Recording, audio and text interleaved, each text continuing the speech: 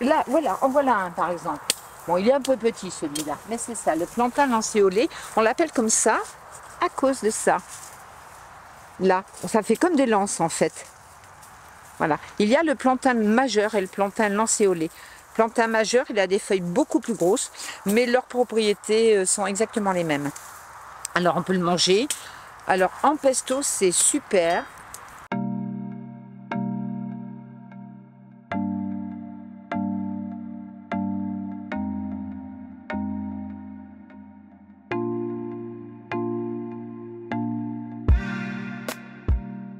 Alors concrètement, on enlève les poches d'huîtres qui protégeaient les arbres. La raison, alors on aurait pu les laisser encore sans doute une année de plus, mais la raison c'est qu'on en a besoin pour les autres forêts bleues. Voilà, c'est du matériel important qui coûte de l'argent, donc on les retire là et on s'assure que les chênes notamment, là on est autour des chênes, est bien poussé et on leur fait de la place un petit peu autour.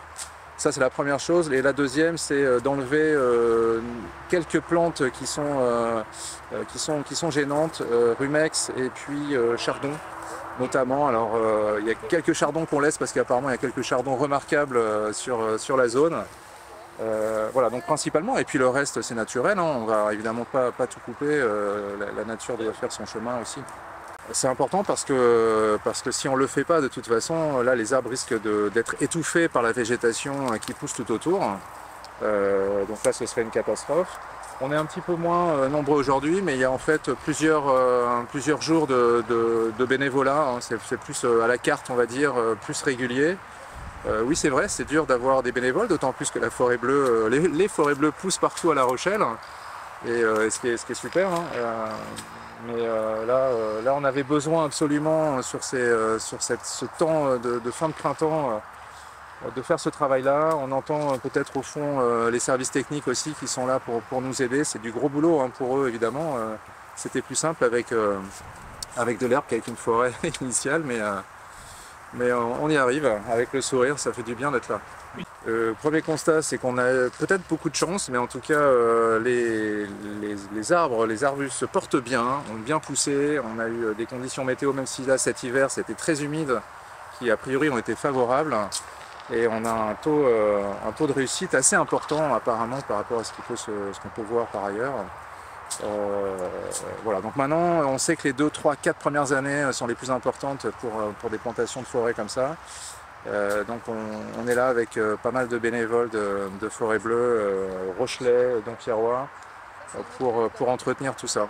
Je fais partie des clubs cigales de La Rochelle, et dans le cadre du club cigale SS 118, on a été une des seules d'ailleurs cigales à être sociétaire de coopérative carbone. Et c'est dans ce cadre-là, puisqu'en fait nous on a un rôle plus citoyen qu'investisseur, voilà, j'ai pris la main sur le groupe pour accompagner Forêt Bleue et faire partie des premiers ambassadeurs. Voilà. Donc il y a 1 an et demi, tu étais de la première session Tout à fait. plantée. On a planté ici, on a d'abord appris à préparer les arbres, à les pouliner, à couper les racines, préparer les lots. Et on a accompagné le lendemain les groupes de personnes qui sont venues planter les arbres.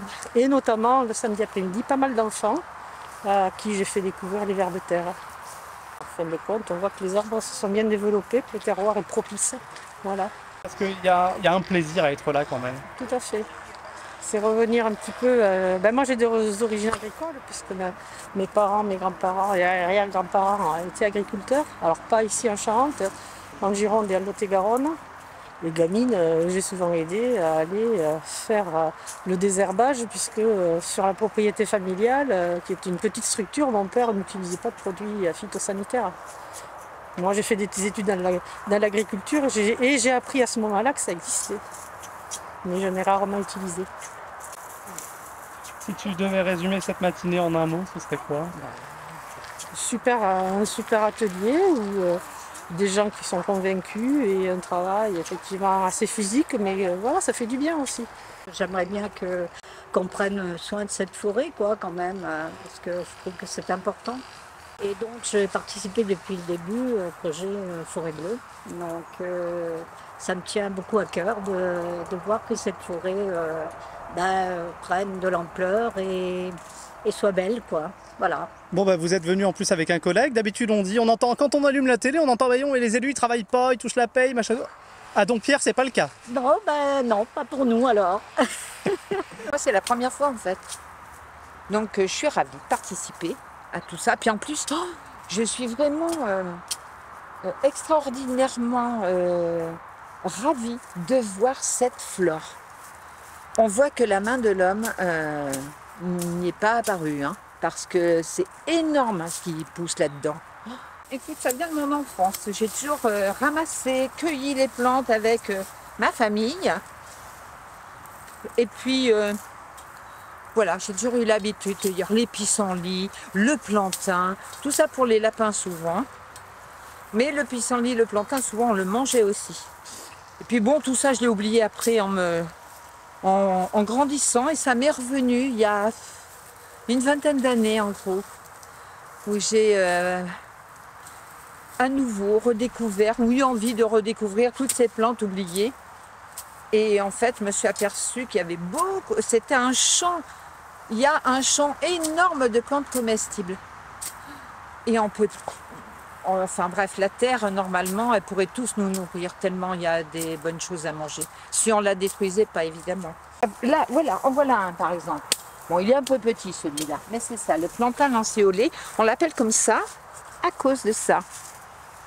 Là, ça fait comme des lances en fait.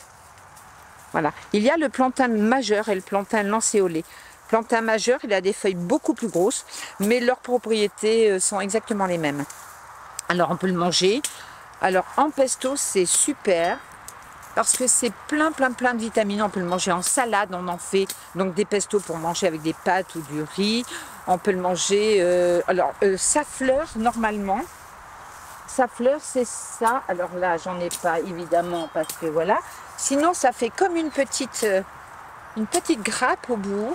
Et quand elle est verte, quand on le mange, ça a un fort goût de champignon. C'est très bon. Pareil, en salade. Voilà. Tout se mange dans le plantain lancéolé. Et ça c'est anti-inflammatoire? C'est anti-inflammatoire. C'est tellement... je crois que c'est une des plantes les plus complètes en termes de... alors c'est protéiné, c'est anti-inflammatoire, c'est antioxydant, voilà, c'est plein de belles choses. Ouais. En fait, il faut en manger, mais malheureusement les gens ne le connaissent pas, c'est dommage. Et puis alors, pour donner encore plus envie aux gens de s'y intéresser, là en ce moment on est un petit peu attaqué par les moustiques, hop, ça, on ouvre la feuille. Super bien, alors la feuille secrète un espèce de petit lait blanc et qu'on frotte sur les piqûres, alors que ce soit guêpes, moustiques, etc. Et ça apaise complètement la brûlure causée par l'insecte. Donc c'est vraiment une plante extraordinaire. Voilà, c'est un potager à ciel ouvert, je dirais ici. C'est impressionnant, je suis vraiment impressionnée et ravie de voir ça, que ça existe encore. En tout cas, si on veut en savoir plus sur les plantes, c'est ici qu'il faut venir, puis en ta compagnie, j'ai envie de dire. Bon, ou autre, hein, je suis pas... Toi, tu peux pas le dire, mais moi, je fais ta pub. T'es gentil. Venez, parce que c'est... Déjà, on est entre nous et on s'entend bien, c'est une formidable équipe. Et puis tout bénévolat est vraiment apprécié parce qu'on en a vraiment besoin. Alors si vous voulez venir, ce sera avec plaisir. C'est toujours un plaisir de voir la belle énergie des bénévoles. Aujourd'hui c'est lundi, beaucoup de gens nous ont fait part de leur déception de ne pas pouvoir venir. Voilà. Mais l'urgence était telle avec les chardons qu'on n'a préféré pas attendre jusqu'au samedi prochain et pouvoir faire du boulot avant que tout ça devienne en graines et s'éparpille un peu, quoi. Voilà. Et puis l'autre chose, on le voit, on est en train de récupérer les poches à huîtres qui nous ont été offertes par notre partenaire Ecomer.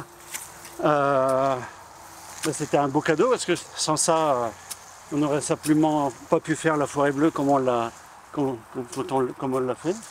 Et surtout, le point le plus important, c'est que ces poches, c'était des déchets issus de l'ostréiculture. Et puis, elles ont servi ici, elles vont resservir pour la plantation de 500 dans le mois de novembre, le 16 novembre. J'en profite pour faire un appel. Et puis elles continueront leur vie au fur et à mesure des projets Forêt Bleue. Et ça, c'est un de nos engagements, on en a beaucoup. On a essayé vraiment de tout mettre en œuvre pour être vertueux d'un bout à l'autre du projet.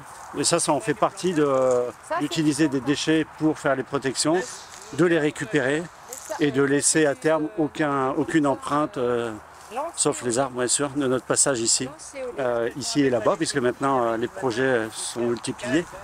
Et je ne sais pas si d'autres vous l'ont dit, mais il y en a 3 à venir en fin d'année. Donc Saint-Saëns, je l'ai dit, Loumeau et Saint-Vivien.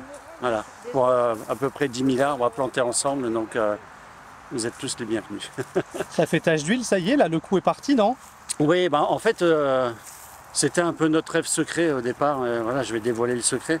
On se disait, La Rochelle est capable de se fédérer pour de grands événements culturels et sportifs. Voilà, tout le monde les connaît, hein, je ne vais pas les nommer. Et on s'est dit, un projet comme ça, de transformer notre paysage, faire revenir la biodiversité, créer un lien social, amical, humain, puissant. Et on peut le constater à chaque plantation. Ben voilà, notre rêve secret, c'est ça, c'est qu'il y a cet engouement, que les franco-fous, les jaunes et noirs, enfin tous ceux qui ont l'habitude de se rassembler par milliers, ben voilà, rejoignent petit à petit, on en a, les groupes de bénévoles pour les plantations surtout, et puis et plus si affinité. Mais voilà, on est en chemin pour ça, je pense. Bon, super. Jean-Michel, ça fait 3 fois à peu près que les pandas viennent à une session de plantation et on a toujours du mal à t'avoir sous notre caméra, donc maintenant qu'on t'a, on en profite. On a cru comprendre que tu étais la personne à l'origine un peu de ce projet. Comment est-ce que ça te vient, cette idée de lancer Forêt Bleue, puis surtout, comment est-ce que tu as fait en sorte que ça puisse sortir de terre, quoi? L'origine, c'est les coups qu'on boit avec les copains, les copines le samedi soir, et on refait le monde. Et on se dit, mais qu'est-ce qu'on pourrait faire concrètement sur notre territoire? Ce qui revenait souvent, c'est de dire, notre territoire manque cruellement d'arbres, sa présence elle est insuffisante et il faudrait qu'on crée des forêts. Bon, on l'a dit 1 fois, 2 fois, 3 fois. Et puis un jour, on se dit, bon, il faudrait quand même associer des actions aux paroles. Et puis, il y a eu ce formidable appel à projet de la coopérative Carbone. Appel à projet aux entreprises, aux collectivités et aux citoyens. Et donc j'ai réuni une petite vingtaine de personnes avec des compétences et des profils vraiment différents qui vont de l'agriculteur à l'horticulteur, à des spécialistes de l'arbre, à des commissaires aux comptes, enfin voilà, plein de compétences pour essayer de jeter les bases d'un projet bien construit et qui aurait les chances d'arriver au bout et de se conclure par les plantations. Bon, ça c'est fait.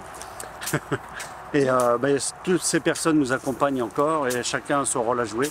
Comme vous avez pu le voir dans les plantations, il y a de la place pour tout le monde. Et donc voilà, pour revenir à la question initiale, ce projet il est né autour d'une table avec des amis et il se poursuit ici et là-bas, dans les champs, dans les espaces où on peut planter. Faut jamais rien lâcher, quoi. Non, puis voilà, on est quand même envahi de nouvelles pas rassurantes. Et on se trouve les uns les autres, souvent désarmés. Qu'est-ce qu'on peut faire quand on a fait les gestes essentiels du tri, de prendre des douches à la place de prendre un bain? Bon, voilà, on se dit, mais maintenant, qu'est-ce qu'on fait? Et voilà, humblement, ce qu'on fait, ça ne va pas changer la face des choses, mais ça y contribue. Et on voit sur le visage des gens quoi, des sourires et la joie de faire quelque chose concrètement sur son territoire. Et en plus, c'est vrai que d'année en année, les gens pourront revenir se promener et ils auront toujours la trace de ce qu'on a fait ensemble. Ça, c'est beau. Quoi. Ouais, c'est incroyable parce que chez les Pandarous, on dit souvent des projets qu'on met en valeur et c'est vrai qu'ils cochent toutes les cases du bon sens ou qui sont 100% vertueux. Ici, vraiment, ça touche toutes les dimensions et j'arrive pas à avoir d'aspect négatif dans la concrétisation du projet. ça doit être vraiment hyper émouvant de voir qu'une idée comme ça balancée entre copains, on a tenu bon et puis qu'à la fin, ça fait des gens heureux parce que c'est quand même ça, ça fait des gens heureux. Oui, oui, oui. Bah, parmi les gens heureux, on avait la semaine dernière des bénévoles de la LPO, parce qu'on a fait un inventaire avant la plantation, alors un inventaire qui était réduit à pas grand-chose puisqu'il n'y avait rien, et que c'était tondu régulièrement à ras, donc pas de place pour la biodiversité. Et là, bah, ils se sont régalés, hein. Donc on publiera sur le fil d'actualité de la Forêt Bleue les résultats de cet inventaire en fin d'année, parce qu'ils vont revenir régulièrement cet été, puisqu'il y a des espèces qui sont là en juin, d'autres qui vont arriver en août, en septembre. Et, voilà, on fait l'inventaire de tout ça et on le fera régulièrement tous les 2-3 ans, pour aussi apporter un crédit scientifique à la démarche. Voilà. Ce qui me rend heureux, c'est de voir les gens heureux. Principalement c'est ça, donc mes proches, mais aussi des moments assez simples, hein, comme aujourd'hui, des gens qui sont là, qui viennent, qui n'ont rien demandé, comme toi par exemple, hein, qui est arrivé tout à l'heure en disant comment je peux aider. Non, je trouve ça magnifique. Oui, de voir les gens heureux ensemble, ça c'est ce que je préfère en tout cas moi. Bon. De déguster des bons vins. Ah bah du coup tu peux te mettre en relation avec les copains des commères, ils cherchent des bouchons en liège. Non mais il n'y a pas de souci. Toi tu t'occupes des bouteilles et puis... Voilà. Bah ça, voilà, justement ça, être utile à quelque chose. Moi je suis à la retraite depuis longtemps maintenant et je me serais pas vue, je suis quelqu'un d'hyperactif, donc au moins me consacrer à améliorer la planète que l'homme est en train de détruire, moi je suis vraiment ravie de faire ça et puis voilà, je me sens moins utile. D'être dans la nature, de profiter de sa beauté, de tout ce qu'elle nous apporte. Voilà, en espérant qu'on va la préserver le mieux possible. Eh ben, la vie, voilà. C'est la vie tout simplement. Quand on aime la vie, on aime les projets, on aime les gens et puis il faut s'émerveiller. Enfin, moi ça m'émerveille tous les matins. Hein. C'est une chance inouïe dans ce cosmos d'être ici sur cette planète et puis même s'il y a plein de choses négatives, mais quand même l'essentiel est positif et c'est une vraie chance quand on l'oublie trop souvent.